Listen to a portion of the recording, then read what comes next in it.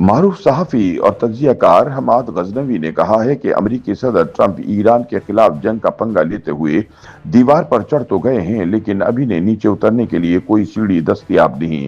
ایسے میں وہ فیس سیونگ کی تلاش میں ایران کی طرف سے جنگ بندی کی ریکویسٹ جیسے جھوٹے دعووں پر اتر آئے ہیں، تاہم ایرانی قیادت انہیں فیس سیونگ دینے کو تیار نہیں اور امریکہ اور اسرائیل کے خلاف جنگ جاری رکھے ہوئے ہے۔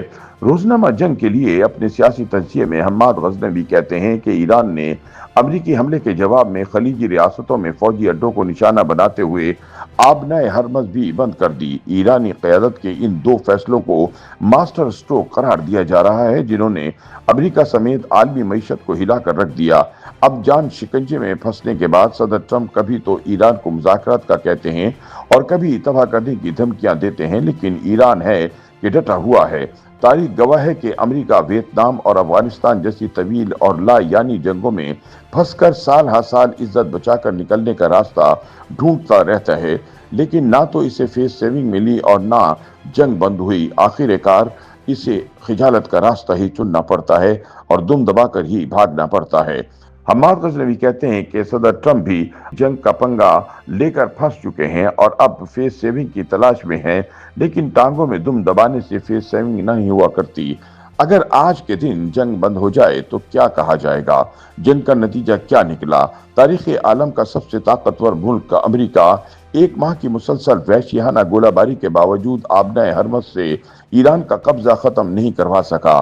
امریکہ بسط کوشش خطے میں اپنے فوجی اڈوں اور حلیفوں کی حفاظت نہیں کر سکا۔ امریکہ ایرانی حکومت کا خاتمہ نہیں کر سکا۔ ٹرمپ لاکھ باتیں بنائے لیکن انہیں فیس سیونگ نہیں ملے گی۔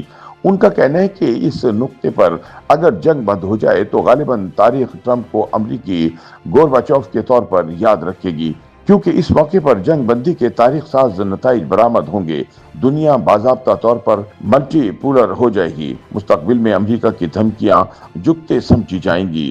پیٹرو ڈالر عجائب گھر کی زینت بن جائے گا۔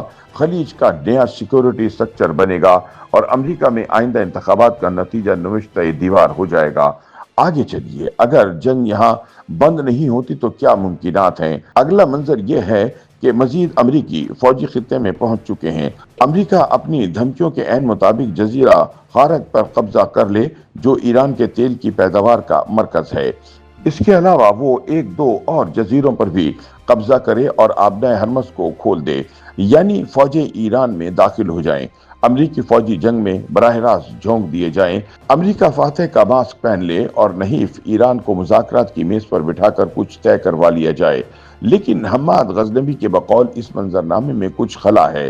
پہلی بات تو یہ ہے کہ اب تک کی جنگ میں فریقین نے ایک نقطے پر خاموش اتفاق رائے کے تحت تیل کے نظام کو کوئی ایسا نقصان نہیں پہنچایا جس سے عالمی سطح پر طویل عرصے تک کے لیے تیل کا بحران پیدا ہو جائے۔ ایران پر امریکی بمباری ہو یا ایران کے خلیجی ممالک پر میزائل حملے، آئل انفراسٹرکچر کی تباہی سے گریز کیا گیا ہے۔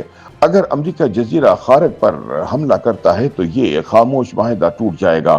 یہ ایران کے لیے فیصلہ کن گھڑی ہوگی اور ایران کا فیصلہ بہت سیدھا ہوگا۔ بقول شاعر، ہم تو ڈوبے ہیں صنم، تم کو بھی لے ڈوبیں گے۔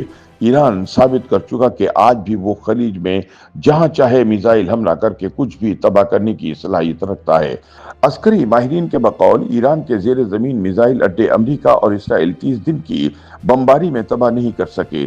اس صورت میں تیل کا عالمی نظام طویل مدت کے لیے درہم برہم ہو جائے گا، جس کے ہولناک نتائج سے امریکہ سمیت کوئی ملک نہیں بچ سکے گا۔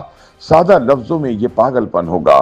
اس صورت میں بھی ایران ہتھیار نہیں ڈالے گا، جنگ طویل ہو جائے گی اور امریکہ ایک دفعہ پھر ایک نہ ختم ہونے والی جنگ میں پھنس جائے گا۔ حماد غزنوی کے مطابق اس منظرنامے میں جارحہ کا جانی نقصان لازمی ہے۔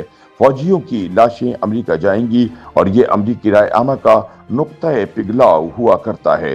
ایرانی رجیم بھی چینج ہوتی نظر نہیں آتی۔ لگتا ہے امریکہ جو ایران میں وینزویلا پارٹ 2 کرنے گیا تھا، اس کی بجائے وہ ویتنام پارٹ 2 کر بیٹھا ہے۔ تو سوال یہ ہے کہ پھر جنگ کیسے بند ہوگی؟ مذاکرات کے لیے امریکہ اور ایران نے جو شرائط رکھی ہیں، ان کے درمیان نقطہ اتصال ڈھونڈنا دشوار دکھائی دیتا ہے۔ ایران کہہ رہا ہے کہ بھائی جان، آپ میرا نقصان پورا کریں، आबनाए हरमज मेरे कब्जे में रहने दें और खित्ते से तशरीफ ले जाएं। ईरान की आधी शराइत भी मान ली जाए तो मौजूदा वर्ल्ड ऑर्डर गिर जाएगा। लंबी जंग ईरान के फायदे में है, लंबी जंग चीन और रूस के फायदे में है, लंबी जंग अमेरिका के हर मुखालिफ के फायदे में है। अमेरिका जंग से निकलना भी चाहता है, मगर कैसे? कोई रास्ता नजर नहीं आ रहा कि अमेरिका जंग से निकल भी जाए और इकलौती सुपर पावर भी रह जाए। मुख्तसर ये कि ईरान के खिलाफ जंग का पंगा लेकर ट्रंप दीवार पर चढ़ तो गए हैं, लेकिन इन्हें नीचे उतरने के लिए कोई सीढ़ी दस्तयाब नहीं। YouTube पर गूगली न्यूज देखने के लिए youtube.com की सर्च बार में गूगली न्यूज टीवी टाइप करें। गूगली न्यूज के पेज पर सुर्ख रंग के सब्सक्रिप्शन वाले बटन पर क्लिक करना ना भूलिए। YouTube पेज पर अपलोड होने वाली वीडियो से बाखबर रहने के लिए बेल आइकन पर क्लिक कीजिए। आपको हर नई वीडियो के बारे में नोटिफिकेशन मौसूल हो जाएगा।